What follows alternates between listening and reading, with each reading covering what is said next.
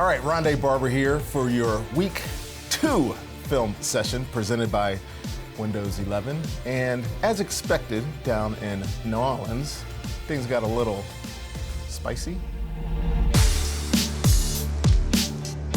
So this is a first for film session. 2 weeks in a row, and we're still talking about the defense. Now this defense, led by Todd Bowles, is on pace to be one of the best in our history, maybe.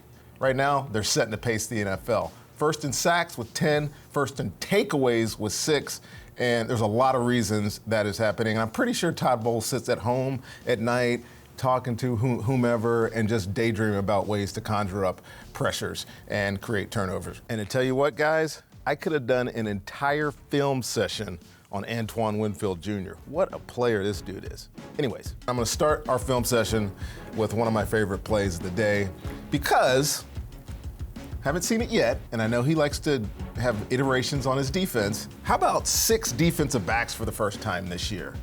There's Antoine Winfield, there's Jamel Dean, this is Mike Edwards, this is Logan Ryan, this is Carlton Davis, and then there's this guy we just picked up at free agency, Keanu Neal, 6 DBs. So we're looking at a 3 down linemen, 2 linebackers, 6 defensive back set, and so you put 6 DBs in a game, you think you're gonna cover? Come on, New Orleans, we're gonna blitz you.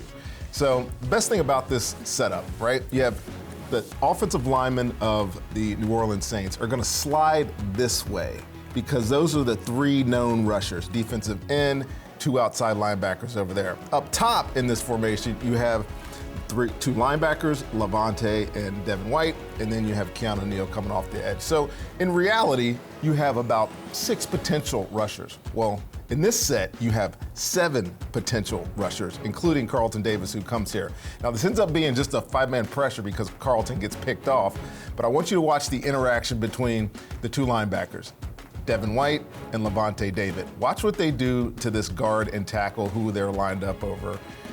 The action of Levante, a little slow play, Devin White step hard, backs out, and all of a sudden you have 2 guys blocking no guys. Now, if you look at it from the end zone, you can really see how this comes to fruition here. Center is gonna slide that way, right? The back is gonna come this way to pick up the potential 6th blitzer. And these 2 guys in the middle have the 2 guys over top of them. Because of what Devin White's action at the guard, he looks to the strong side where they're already sliding for a blocker. 71 feels 22 coming off the edge, and he's like, we have them, no we don't, and Levante is scot-free to the quarterback. That's just beautiful.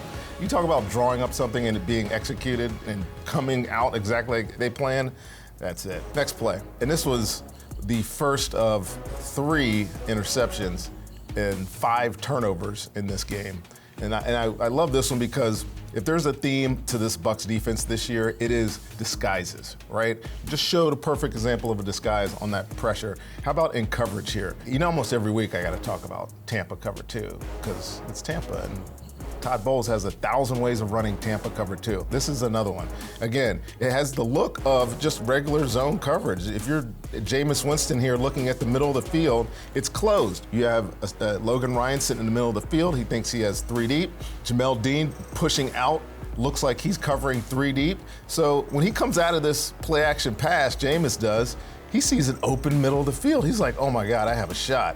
But how about the Bucs defense that looks like it's starting in 3 deep? Is really in cover 2. 2 corner, seam droppers, middle run through, and then the 2 high safety look. And this is just a great play by Jamel Dean, covering all this ground. I even like that. He's even got some safety feet right here.